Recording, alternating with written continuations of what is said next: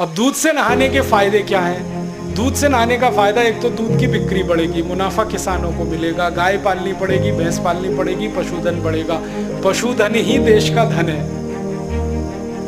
वो कहते थे ना, गोधन गजधन बाजधन और रतन धन खान। तो गाय पशु ये सब धन है, देश का संपत्ति है, बोझा नहीं है कोई। दूध की डिमांड बढ़े तो यही होगा। दोस्तों, सबसे पहले तो चैनल सब्सक्राइब करें, फिर लाइक, कमेंट और शेयर